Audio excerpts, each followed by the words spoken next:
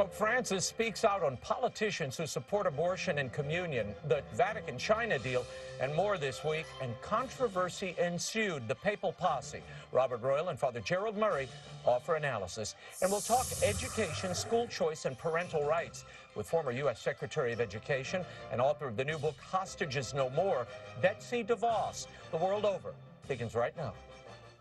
A warm welcome to all of you joining us in the United States and the world over. We have an important show for you tonight. If you'd like to comment, send me a tweet. I'm at Raymond Arroyo. Lots to cover this evening. Let's get right to it. Pope Francis gave a sprawling 90-minute interview to Reuters this week, covering everything from the overturning of Roe v. Wade to his hopes for the Vatican-China deal, to rumors of his own resignation. Naturally, his comments were making headlines all over the world. Joining me now with their always insightful analysis is the papal posse, editor-in-chief of The Catholic Thing, Robert Royal from Washington, and canon lawyer and priest of the Archdiocese of New York, Father Gerard Murray. Thank you both for being here.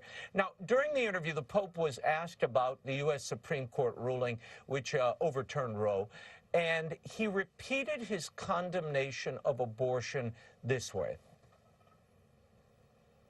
Io mi domando, è lecito, è giusto?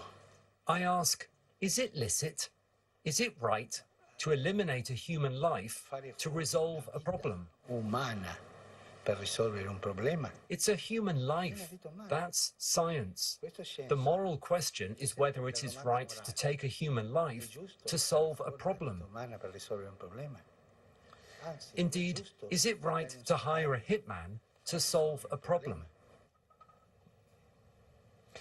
The Pope was then asked about the simmering debate over whether a Catholic politician who supports abortion should be allowed to receive the sacrament of communion. The Pope said, when the Church loses its pastoral nature, when a bishop loses his pastoral nature, it causes a political problem. That's all I can say. End quote. Father, I'll start with you. What do you make of that response?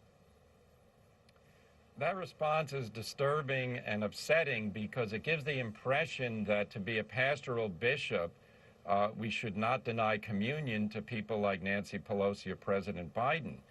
At the same time, the Pope is saying that those who are in favor of abortion are like hitmen, like people hiring hitmen. In other words, it's a crime to hire a hitman to murder someone. Well, it's a crime to commit abortion.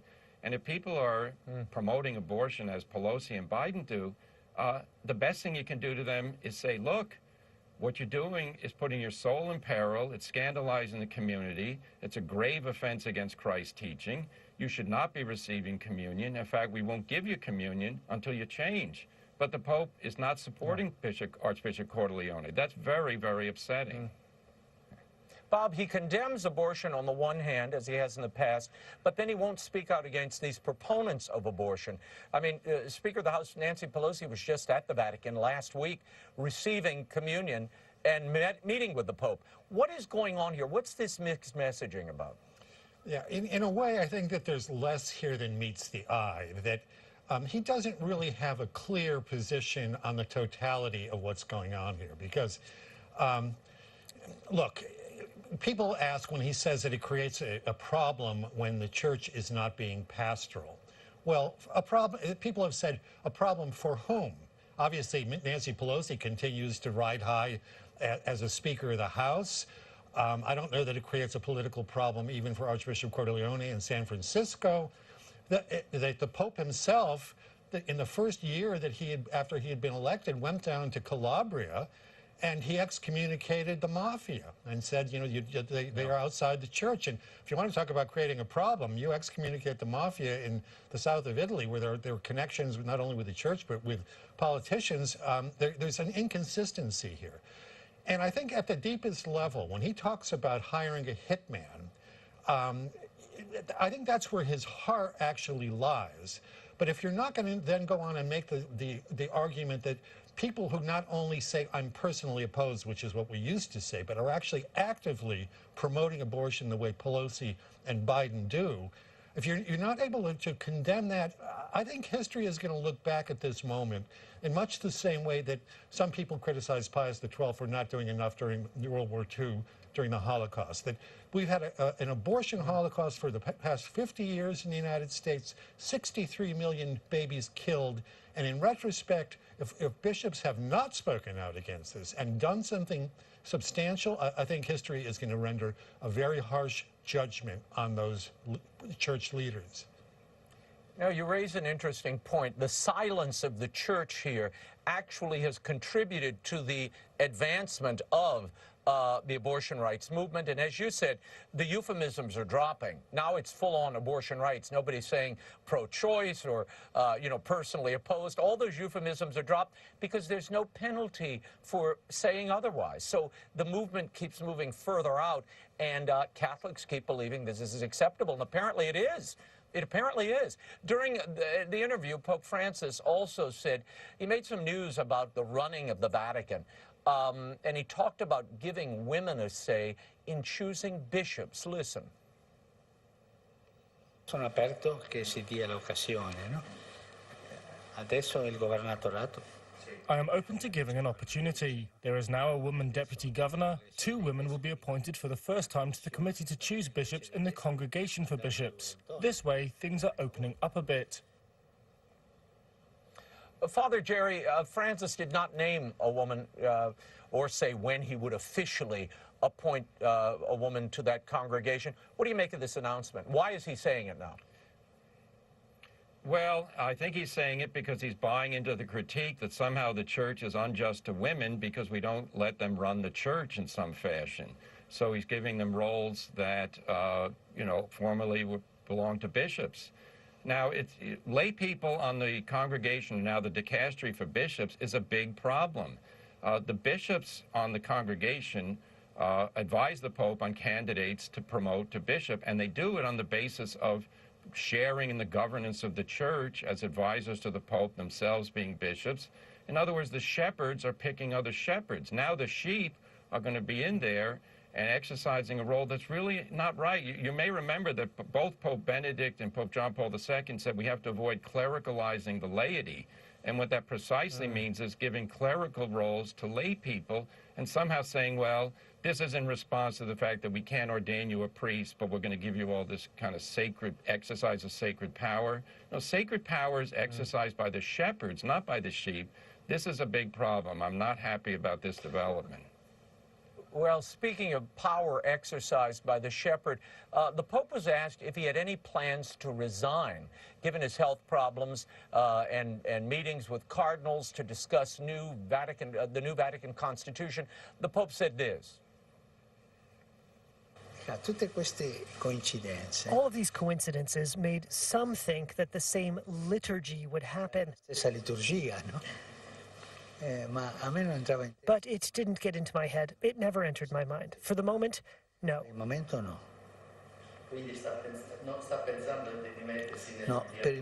For the moment, no, really. But the time will come when I see that I can't do it. I will do it, and the great example of Pope Benedict was such a good thing for the Church. He told the popes in time to stop. He is great, Benedict. Raises the question, if Benedict's so great, why did he bulldoze all of his liturgical legislation, the evolution of Vatican II? But we'll get to that in a moment. Bob, your reaction.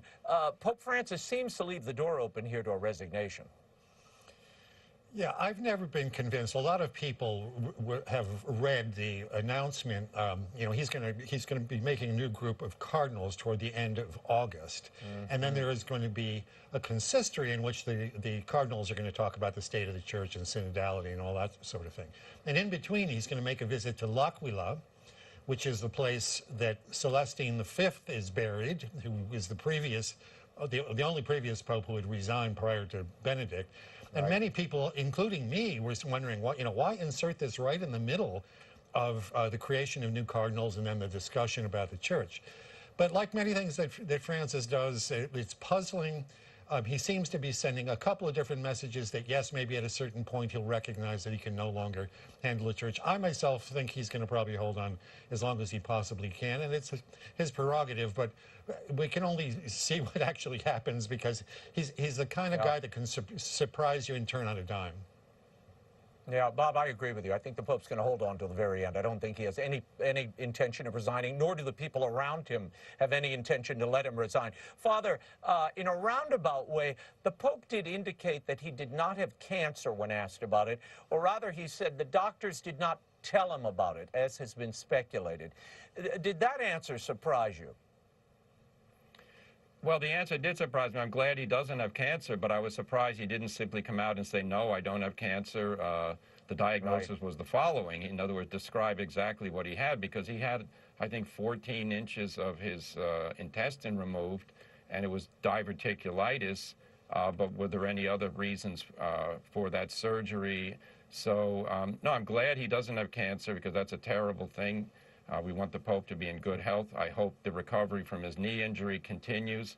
But, yeah, let's just say this, the speculation on resigning or an illness and all the rest, the Pope has spoken, but the questions are still being bandied about, because when he says the doctors didn't tell me that, well, what exactly did they tell you, Holy Father? That would have been better, I think, for him to lay that out for the audience. Mm-hmm. Remarkably, and this was, I have to say, as I read the excerpts of this Reuters interview, of all the things said, this was the one that I had to just take a breath and sort of put the transcript down. Pope Francis says he hopes the provisional agreement with China, that China-Vatican deal on the appointment of Catholic bishops, will be renewed for a second time in October. He acknowledged that the appointment of bishops has been going slowly. We should point out Bishop Paul Li Shiyin of Leshan. That bishop is one of the illegitimately ordained Chinese bishops whose excommunication was lifted after the Vatican-China deal was signed. He had this to say about the recent celebration of the birth of the Chinese Communist Party. Now, this happened at a local cathedral where Catholics were invited in. He said, listen to the word of the party, feel the grace of the party, and follow the party, end quote. Bob, how is it possible that Pope Francis can say that this deal is, quote, going well? Yeah, that's a very good question. I mean, that quotation we just heard could have come out of the mouth of Mussolini. You know, nothing against the state, everything inside the state, everything for the state. Yeah. Look, we know that there has been we know nothing that has been positive since this agreement was signed. And our friends over at The Pillar just this week did some interviews over in Rome, and they're saying, on the basis of unnamed sources, but I think they're very trustworthy as journalists, that inside the Vatican Secretariat of State, the universal opinion is this is a disaster. They can't say it publicly because the Pope has insisted on this. He wanted to break up this blockage, as he called it. And what else is he going to say? I mean, the price of this has been he's been unable to criticize the Chinese, criticize how they're treating not only the Uyghurs, the Muslims in China, but even our own Catholic, destroying churches, suppressing bishops and priests who resist the regime. I think all signs are that indeed it's a disaster, and unfortunately the Vatican has got to put a smiley face on it at this point. Yeah, well, gentlemen, the price of this has been blood. That's been the price of this. I mean, honestly, when you look at what's happening there and the reports I get every day, and you all no doubt are seeing. Father Jerry, this agreement has yet to be made public, this Vatican-Chinese provisional agreement. There have been only 6 bishops confirmed under it since its signing in 2018, and reports indicate they're close to the Patriotic Catholic Association, which is essentially the Chinese government. This is Xi's church. What has the Catholic Church gotten out of this agreement? Weakness and basically an unbelievable trauma for the Chinese Catholics who are faithful to the Holy See, that the Holy See is telling them that they have to cooperate with the Communist Party. The Holy See told the priests that they should join the Patriotic Association, and then issued a further statement saying, well, if you feel in conscience you can't, then you don't have to, but they were encouraging that. We have Cardinal Zen, who is been basically ignored and banished. His knowledge of the situation is correct. He understands it. Mr. Jimmy Lai, who was the publisher of the largest newspaper in Hong Kong, which was shut down by the communists, he's languishing in jail right now for alleged subversion. The very things that the Pope counts on in the Western world, which is his ability to criticize political decisions by other people. You know, he recently spoke in another interview at length about the war in Ukraine, said some controversial things. Right. Yet the people in Hong Kong are not allowed to do it, and the Pope doesn't have a word about it. You talk about care for the flock and the sheep, but what about the shepherds who are still in jail in China precisely because they don't want to cooperate with the Communist Party? And the last thing I'll say is this. You mentioned, Bob mentioned, this deal is still secret. Something of this magnitude to be kept secret means there's something they don't want to reveal. And that is not right. The future of the Chinese Catholic Church is now in the hands of the Communist Party to a large degree. Why did you do this? What did you give them? We need to know these things.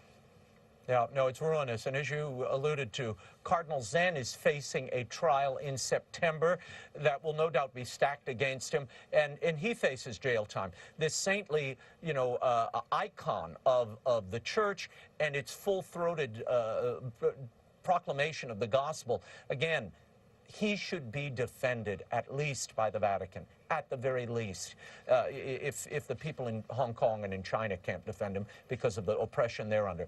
I want to move on. On Friday, the Vatican Publishing House issued a document entitled Theological Ethics of Life, Scripture, Tradition, and Practical Challenges. Now, this volume is the result of a Pontifical Academy for Life seminar. In the document, a Monsignor Gilfredo Marengo, a relativist and supporter of Amoris Laetitia, writes, quote, "If practical circumstances make the choice to generate, meaning life, irresponsible, one can resort to contraceptive techniques." Father Maurizio Cioldi proposes, quote, "openness to medically assisted procreation, artificial insemination for married couples while still excluding surrogacy." Father Jerry, what do you make of these comments coming from a document created by the Pontifical Academy for Life, of all places? It's a very sad day in the life of the Catholic Church when the publishing house of the Vatican is putting out erroneous teaching. This is false teaching. Pope Paul VI and Humanae Vitae very clearly stated that recourse to artificial contraception is immoral and Catholics are not allowed to use it. Likewise, reproductive means, assisted reproductive means that are immoral should never be used. This is a disgrace, and I'm going to say this with all the force that I can muster. The Catholics in the world are besieged by materialism, by relativism, by all of these, pornographic type images in the media, encouraging them to live, in an immoral lifestyle. And then for a priest to come along and publish, and the Vatican to publish it saying, go ahead and use contraception, there's nothing wrong with it. That's a disgrace. The priest who did that should be disciplined. But sad to say, the Vatican's the one that's publishing it. The disorder in the life of the church is palpable. I'm not inventing it. You're not inventing it. It's evident. This has to stop because this is not why the Catholic Church was founded by our divine Savior, to promote immorality. Yeah. But Bob, this raises an interesting point. You referenced Father Paul VI, who has definitively spoken on this in Humanae Vitae. But it seems everything's up for grabs. Archbishop Paglia, who's the head of this Pontifical Academy for Life, he said in a Vatican News interview that the theologians were invited to participate in a journey approaching the 25th anniversary of Evangelium Vitae by St. John Paul II.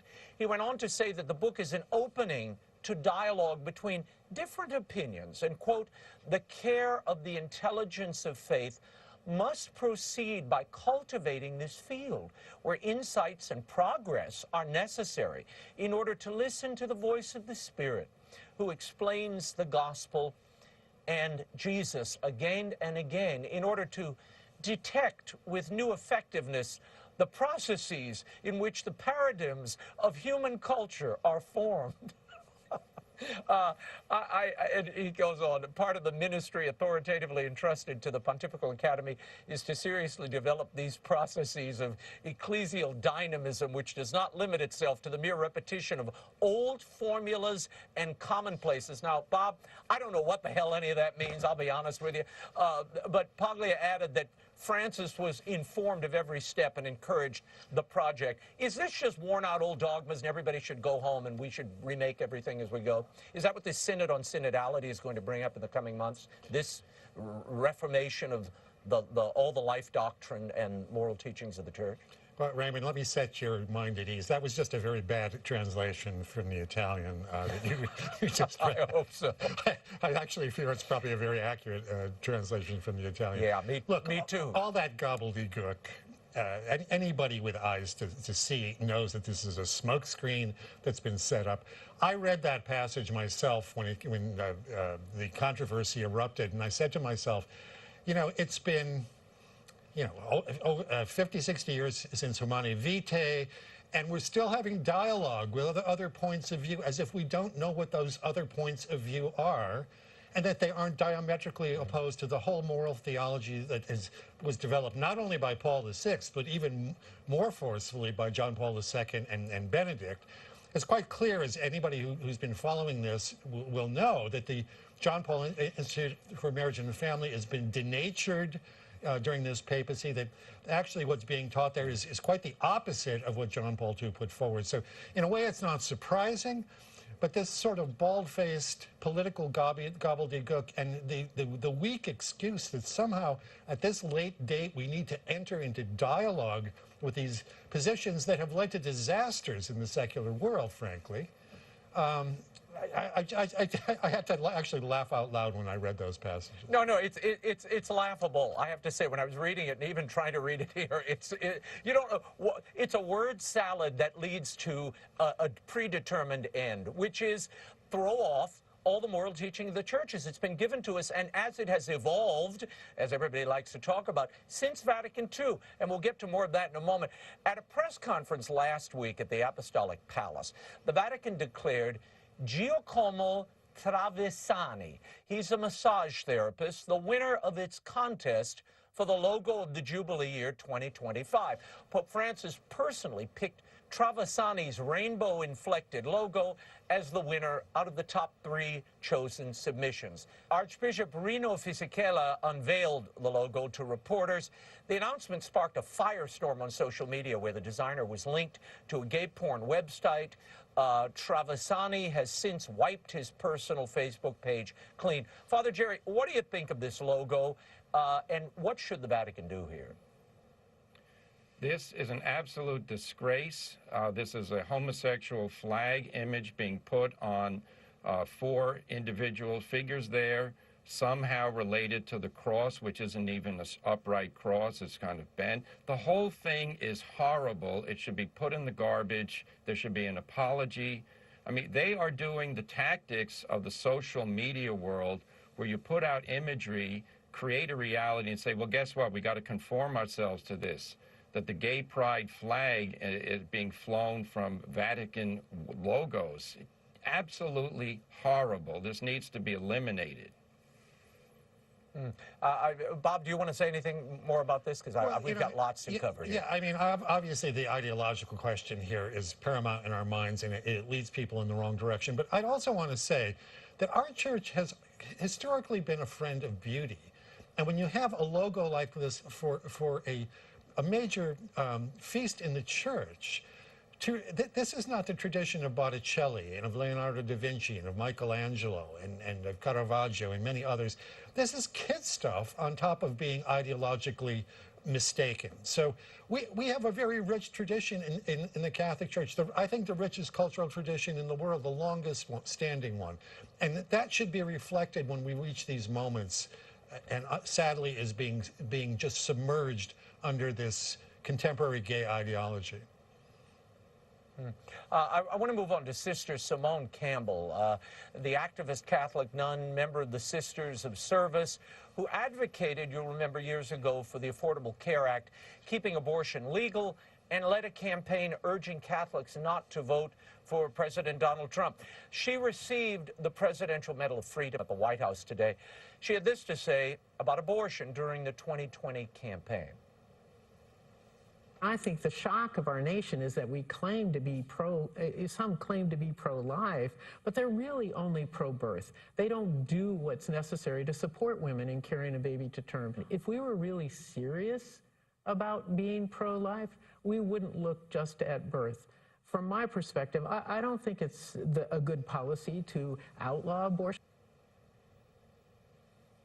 Bob, your thoughts on Sister Simone receiving this honor? First of all, that's false. We don't only care about birth.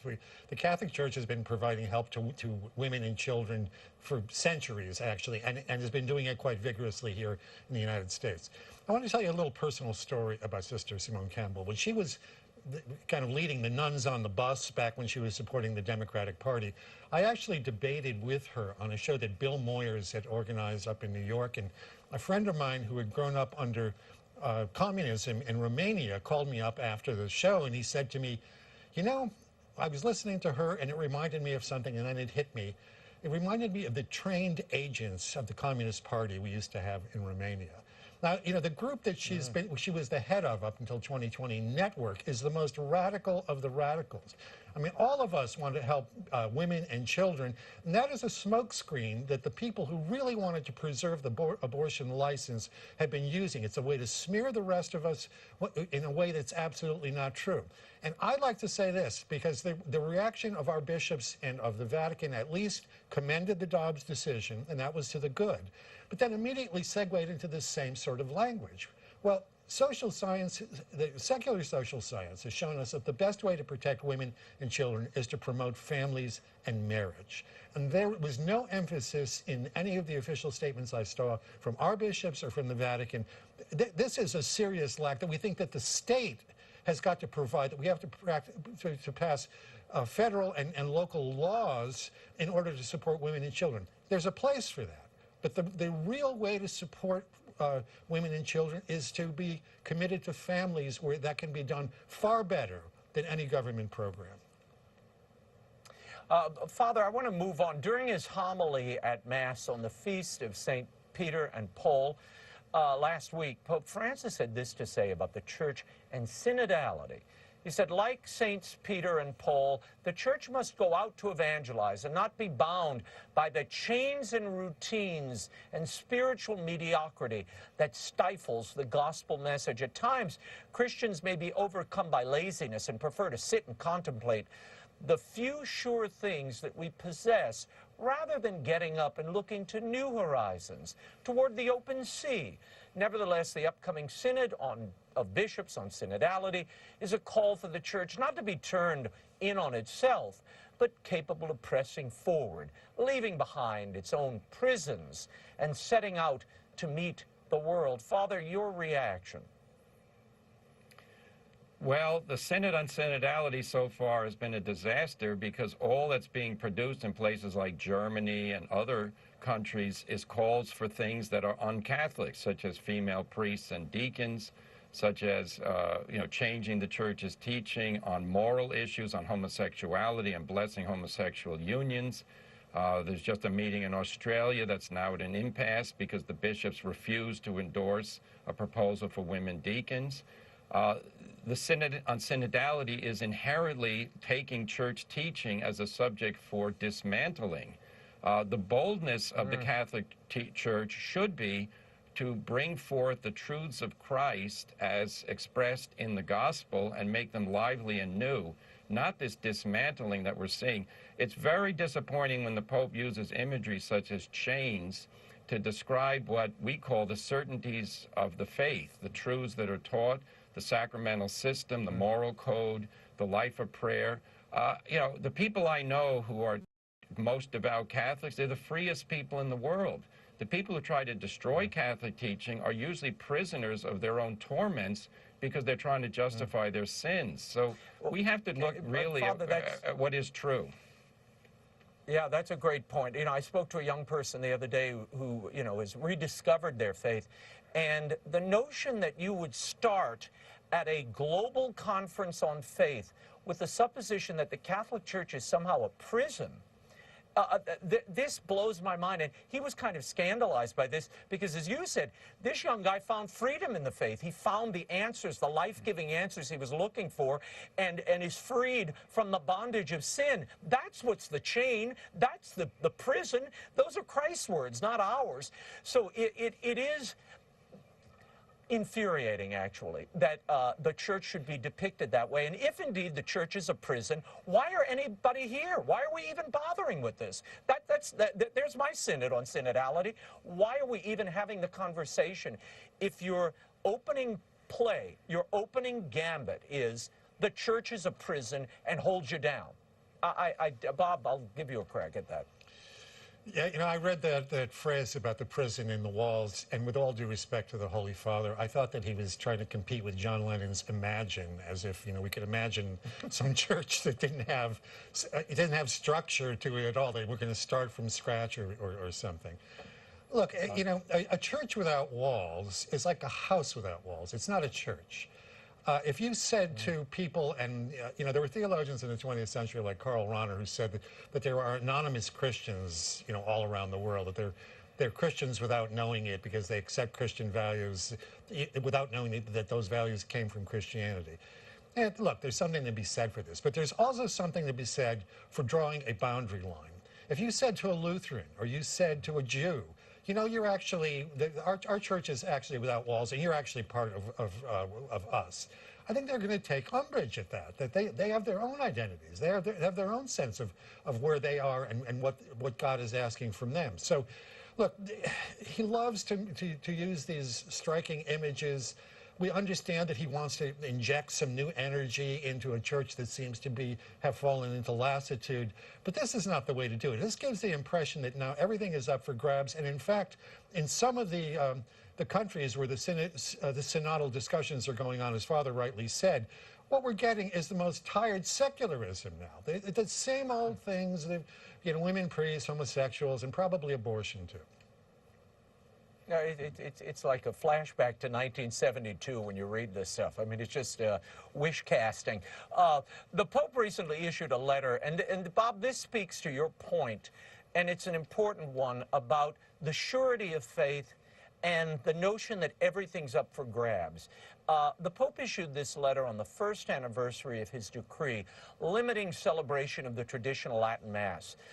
He says, for the sake of unity, we have to embrace the liturgy of Vatican II. He writes, I do not see how it's possible to say that one recognizes the validity of the Council, though it amazes me that a Catholic might presume not to do so, and at the same time not accept the liturgical reform born out of Sacrosanctum Concilium. The summary here, Jens, is one must forsake the old rite to, quote, in the Pope's words, protect our communion. This letter was released on the day Pelosi incidentally received communion at a papal mass. Father, I'll give you the first crack at this. Your thoughts? Well, a couple of things. Number one, the question here is not to reject the liturgical reform per se, meaning that when the council said there should be a reform, no reform at all. The question is, was the reform that was produced after the council a faithful reflection of what the council wanted? And a good argument can be made it went way beyond what the council fathers thought they were getting. Council fathers, for instance, said the Latin language should be preserved. It was totally eliminated from almost every parish mass in the world. Now, secondly, Pope Benedict saw that the Catholic Church, and historically, has a variety of liturgical expressions, even within the Roman Rite. There's no contradiction between going to the Old Mass or the New Mass, and therefore we're not united in faith because we're not united in ritual. Remember, the Anglican usage was approved by Pope Benedict and earlier by Pope John Paul II in order to facilitate communion for Anglicans who wanted to become Catholics. And there was never a thought that somehow this was causing damage to all those Catholics who go to the Novus Ordo Latin Rite, that they're being offended. What we're seeing here, is sad to say, is a lack of appreciation for the beauty of the old Mass that was reflected in Traditionis Custodes, which I think caricatured why people go to that Mass. That Mass is beautiful. If it weren't beautiful, no one would be interested in it. So I think we have to say, well, Holy Father, the variety of liturgies is a strength, not a weakness. Yeah, and Father, you hit on something that I want Bob to explore further. That reform of the reform, since the Council, John Paul II, and into Benedict, they helped refine exactly what that Vatican II liturgy was supposed to look like. And it seems to me that's being wiped away in one fell swoop, as if everything that happened since the Council to now is either illegitimate or was not inspired by the Spirit. Yeah, I mean, look, this is a papacy that has spoken very strongly about decentralization, about giving authority, actual doctrinal authority to individual bishops, allowing differences in all sorts of things, because the church is a global church. It has different expressions in different places. What seems to me is going on here, though, is a recognition that the new Mass is not really working for everybody. It works for a lot of people. And, you know, there are things that could be said for and against it. And I'm not an expert in liturgy, so I won't go into the details of that. But it's basically saying to people, and there are a lot of them, who don't find the kind of depth and lifting up of their hearts in that liturgy that they find elsewhere, that, sorry, even though we're in this synodal church where we're supposed to be walking together, you're not allowed to walk with us. There's not going to be a lot of walking with the traditional Latin Mass people, and listening to them and hearing what their experience is and how it might enrich the church overall. I mean, Benedict's phrase, mutual enrichment, that was what he wanted to come out of, looking back, taking some things that are good from the old, you know, instilling them in the new, and then the new and the old become more deeply Catholic, a higher liturgy rather than a disunity. That said, you know, there are people who get into fights over these things, and this sort of decree, I think, is not going to solve anything. It is only likely to make matters even worse. No, there was brilliance in Benedict's approach, which sought to reconcile the tradition with the Vatican II Mass. And that, as you said, they were mutually enriching one another. And priests who've celebrated it, people I know who had never been to a Latin Mass before, they came away with a sense of awe and wonder that they'd never experienced before. And in the case of the priests, they then imported that into the daily Novus Ordo that they were conducting in their parishes. How that was a bad thing, I can't fathom. And let me tell you, none of the people I spoke to rejected Vatican II. Father, I'll give you the last word. Yeah, no, these reflections are beautiful because they reflect reality and also the deeper spiritual message, which is the following. The worship of God is not judged by standards that are changeable over time. The standard for worship has to be, is God exalted, are souls uplifted, is the truth conveyed, are the sacraments presented in a way that brings people to deeper faith. And we just know for a plain fact that after the Council, things were introduced that were in no way intended by the Council Fathers. I mentioned the Latin, the loss of the Gregorian chant, the loss of any sense of obeying rubrics. You know, many things were just thrown out the window. All in the Vatican II documents, by the way. Well, yeah, exactly. And then the Pope's John Paul II, Benedict, said, no, let's restore order here and let's restore a spirit of tolerance. I have to say, what Bob said is absolutely correct. The walking together in the synodal way, I'll believe it when I see the Tridentine Mass attending Catholics taken seriously. But sad to say, and I regret this very much, the Pope really doesn't have much tolerance for them, and I think this document is only going to infuriate the situation, not bring a peaceful resolution. Gentlemen, we will leave it there peacefully and serenely. For commentary by Robert Royal and Father Gerald Murray, visit thecatholicthing.org. And Calming the Storm, Navigating the Crises Facing the Catholic Church and Society by Father Gerald Murray is available in bookstores everywhere and online. Thank you, gents.